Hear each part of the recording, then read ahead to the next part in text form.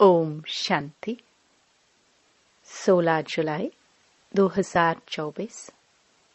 बाबा के महावाक्य।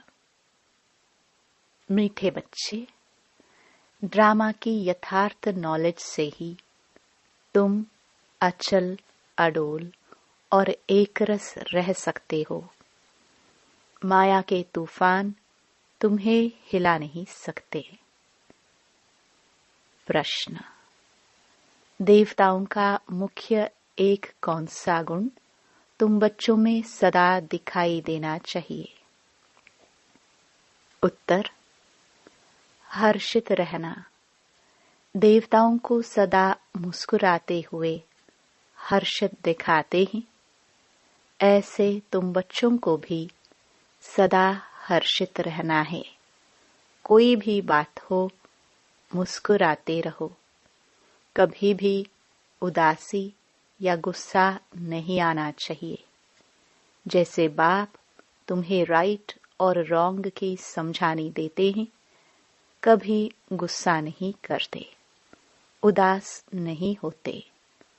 ऐसे तुम बच्चों को भी उदास नहीं होना है। ओम शांति। बेहद के बच्चों को बेहद का बाप समझाते हैं। लौकिक बाप तो ऐसे नहीं कहेंगे। उनके तो करके 5-7 बच्चे होंगे। यह तो जो सभी आत्माएं हैं, आपस में ब्रदर्स हैं, उन सबका जरूर बाप होगा। कहते भी हैं हम सब भाई भाई हैं। सबके लिए कहते हैं, जो भी आएंगे उनके लिए कहेंगे हम भाई भाई हैं। ड्रामा में तो सभी बांधे हुए हैं, जिसको कोई नहीं जानते। यह न जानना भी ड्रामा में नूंद है। जो बाप ही आकर सुनाते हैं, कथाएं आदि जब बैठ सुनाते हैं, तो कहते हैं परम पिता परमात्माय नमः। अब वह कौन है यह जानते नहीं। कहते हैं ब्रह्मा देवता, विष्णु देवता, शंकर देवता, परंतु समझ से नहीं कहते हैं। ब्रह्मा को वास्तव में देवता नहीं कहेंगे। देवता विष्णु को कहा जाता है। ब्रह्मा का किसको भी पता नहीं है। विष्णु देवता ठीक है। शंकर का तो कुछ भी पाठ है नहीं।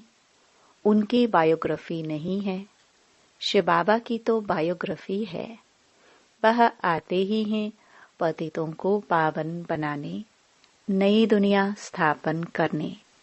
अभी एक आदि सनातन देवी देवता धर्म की स्थापना और सब धर्मों का विनाश होता है। सभी कहाँ जाते हैं? शांति धाम। शरीर तो सबके विनाश होने हैं। नई दुनिया में होंगे ही सिर्फ तुम। जो भी मुख्य धर्म है उनको तुम जानते हो। सबके तो नाम ले नहीं सकेंगे। छोटी छोटी टाल टालियां तो बहुत हैं। पहले पहले है डीटीज्म, फिर इस्लामी। यह बातें सिवाय तुम बच्चों के और कोई की बुद्धि में नहीं है। अभी वह आदि सनातन देवी देवता धर्म प्राय लोप है। इसलिए banyan ट्री का मिसाल देते हैं। सारा झाड़ खड़ा है, फाउंडेशन है नहीं। सबसे बड़ी आयु इस banyan ट्री की होती है। तो इसमें सबसे बड़ी आयु है आदि सनातन देवी देवता धर्म की।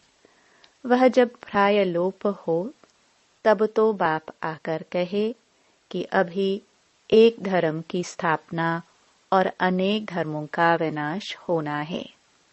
इसलिए त्रिमूर्ति भी बनाया है, परंतु अर्थ नहीं समझते हैं। तुम बच्चे जानते हो, ऊंच ते ऊंच भगवान है, फिर ब्रह्मा विष्णु शंकर।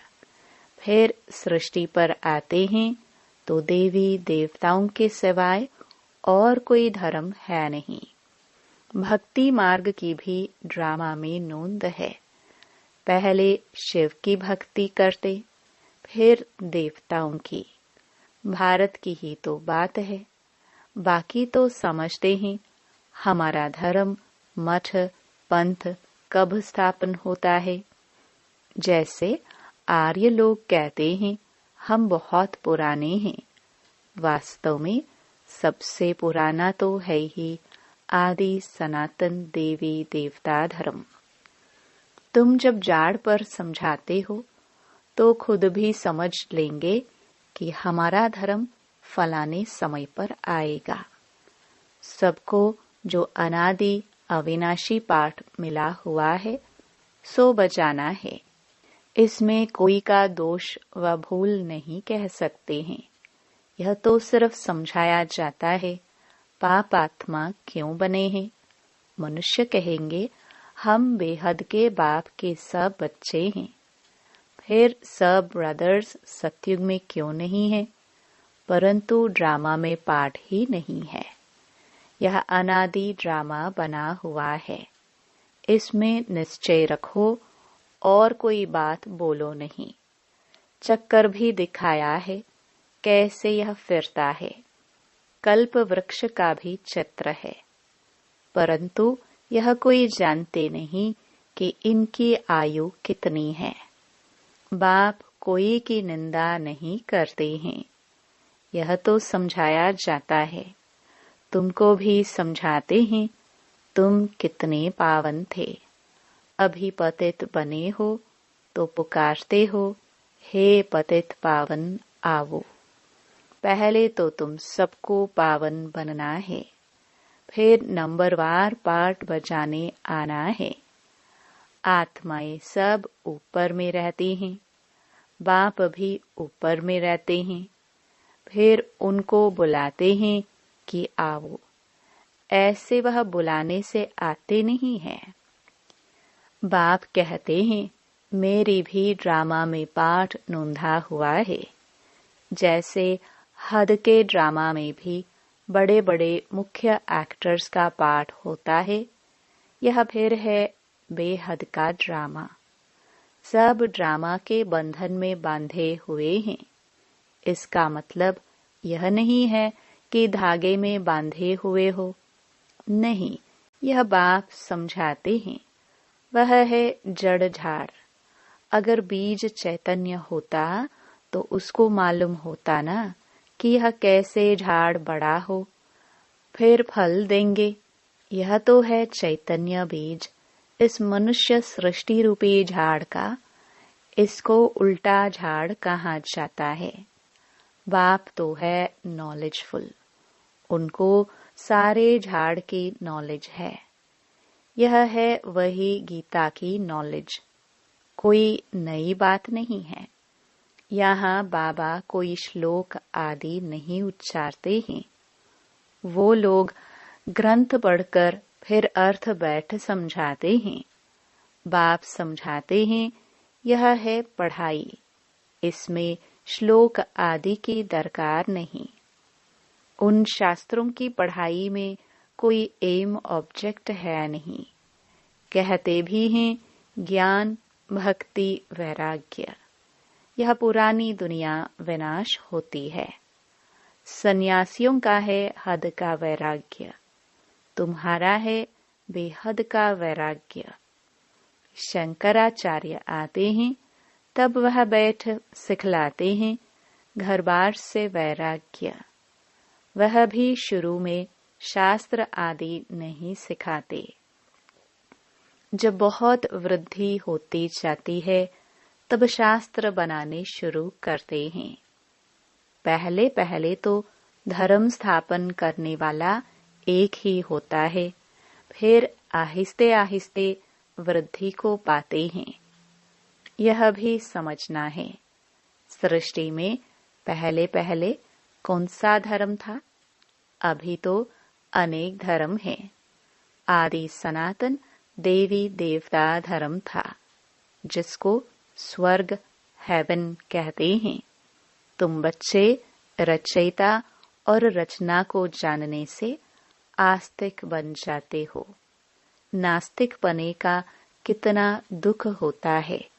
निधन के बन पड़ते हैं, आपस में लड़ते झगड़ते रहते हैं। कहते हैं ना, तुम आपस में लड़ते रहते हो, तुम्हारा कोई धनी धोनी नहीं है क्या? इस समय सब निधन के बन पड़ते हैं। नई दुनिया में पवित्रता, सुख, शांति सब था। अपार सुख थे। यहाँ अपरम अपार दुख हैं। वह है सतयुग के, यह है कलयुग के। अभी तुम्हारा है पुरुषोत्तम संगम युग। यह पुरुषोत्तम संगम युग एक ही होता है। सतयुग त्रेता के संगम को पुरुषोत्तम नहीं कहेंगे। यहाँ है असुर, वहाँ है देवताएं। तुम जानते हो, यह रावण राज्य है। रावण के ऊपर गधे का शीश दिखाते हैं। गधे को कितना भी साफ कर उस पर कपड़े रखो, गधा फिर भी मिट्टी में लेटकर कपड़े खराब कर देगा।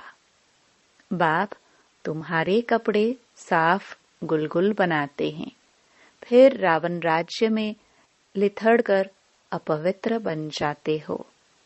आत्मा और शरीर दोनों अपवित्र बन जाते हैं। बाप कहते हैं, तुमने सारा श्रृंगार गवा दिया।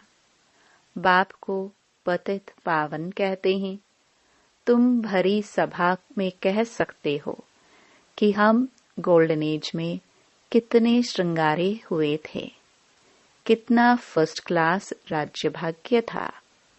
फिर माया रूपी धूल में लिथड़कर मैले हो गए।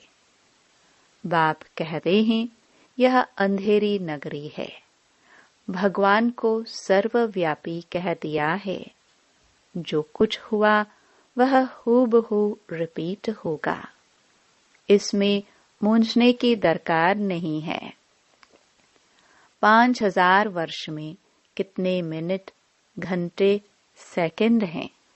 एक बच्चे ने सब धर्म वालों का हिसाब निकालकर भेजा था। इसमें भी बुद्धि व्यर्थ की होगी।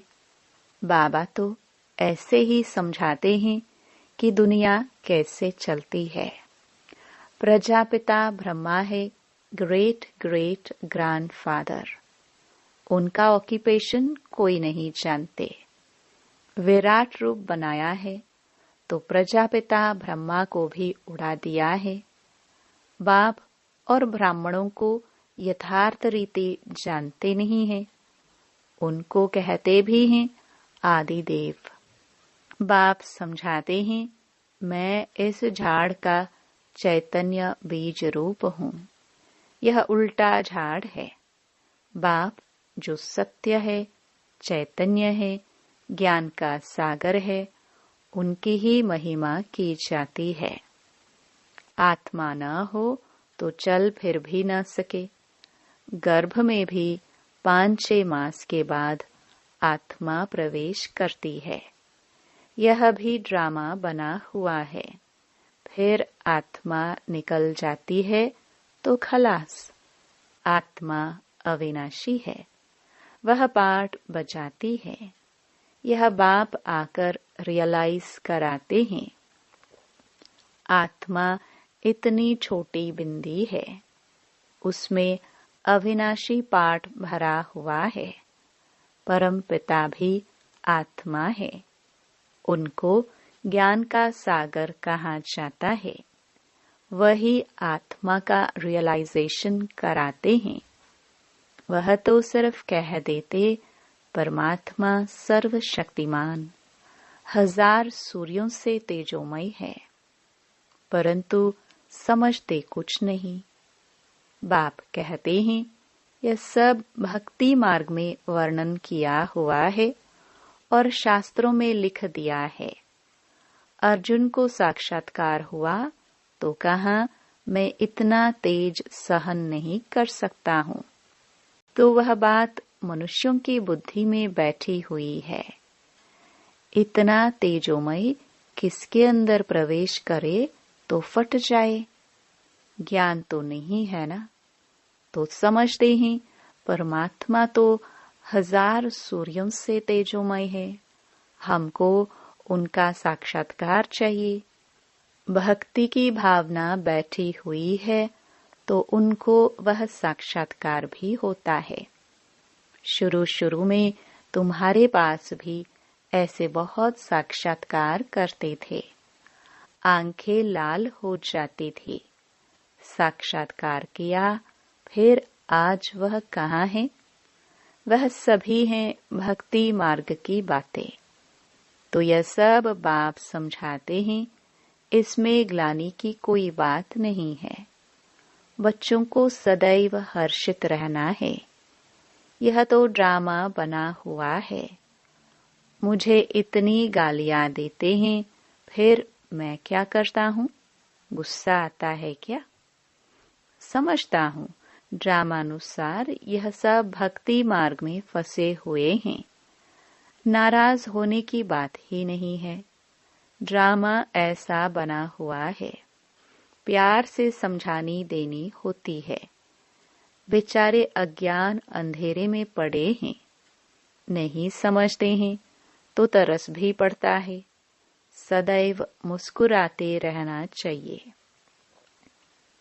यह बेचारे स्वर्ग के द्वारे आ नहीं सकेंगे। यह सब शांति धाम में जाने वाले हैं। सब चाहते भी शांति ही हैं। तो बाप ही रियल समझाते हैं। अभी तुम जानते हो कि यह खेल बना हुआ है। ड्रामा में हर एक को पार्ट मिला हुआ है। इसमें बड़ी अचल स्थिरम बुद्धि चाहिए।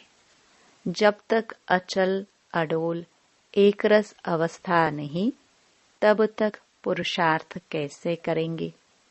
कुछ भी हो, भल तूफान आए, परंतु स्थिरम रहना है। माया के तूफान तो ढेर आएंगे और पिछाड़ी तक आएंगे। अवस्था मजबूत चाहिए। यह है गुप्त मेहनत। कई बच्चे पुरुषार्थ कर तूफान को उड़ाते रहते हैं। जितना जो पास होगा उतना ऊंच पद पाएगा। राजधानी में पद तो बहुत है ना। सबसे अच्छे चित्र हैं त्रिमूर्ति, गोला और झाड़। यह शुरू के बने हुए हैं। विलायत में सर्विस के लिए भी यह 2 चित्र ले जाने हैं। इन पर ही वह अच्छी रीति समझ सकेंगे। आहिस्ते आहिस्ते बाबा जो चाहते हैं कि यह चित्र कपड़े पर हो, वह भी बनते जाएंगे। तुम समझाएंगे कि यह कैसे स्थापना हो रही है। तुम भी इसको समझेंगे तो अपने धर्म में ऊंच पद पाएंगे। क्रिश्चियन धर्म में तुम ऊंच पद पाना चाहते हो तो यह अच्छी रीति समझो। अच्छा, मीठे मीठे सिखिलदे बच्चों प्रति माता पिता बाप दादा का याद प्यार और गुड मॉर्निंग। रूहानी बाप के रूहानी बच्चों को नमस्ते। धारणा के लिए मुख्य सार। पहला, इस पुरुषोत्तम संगम युग पर पवित्र बन स्वयं का श्रृंगार करना है। कभी भी माया की धूल में लिथड़ कर श्रृंगार बिगाड़ना नहीं है। दूसरा, इस ड्रामा को यथार्थ रीति समझकर अपनी अवस्था अचल अडोल स्थिरम बनानी है। कभी भी मूंझना नहीं है। सदैव हर्षित रहना है। वरदान, सोच समझकर हर कर्म करने वाले, पश्चाताप से मुक्त, ज्ञानी तू आत्मा भव। दुनिया में भी कहते हैं पहले सोचो फिर करो। जो सोचकर नहीं करते, करके फिर सोचते हैं तो पश्चाताप का रूप हो जाता है। पीछे सोचना यह पश्चाताप का रूप है और पहले सोचना यह ज्ञानी तो आत्मा का गुण है। द्वापर कलयुग में तो अनेक प्रकार के पश्चाताप ही करते रहे, लेकिन अब संगम पर ऐसा सोच समझकर संकल्प व कर्म करो जो कभी मन में भी एक सेकंड भी पश्चाताप न हो। तब कहेंगे ज्ञानी तू आत्मा। स्लोगन। रहमदिल बन सर्व गुणों और शक्तियों का दान देने वाले ही मास्टर दाता हैं। ओम शांति।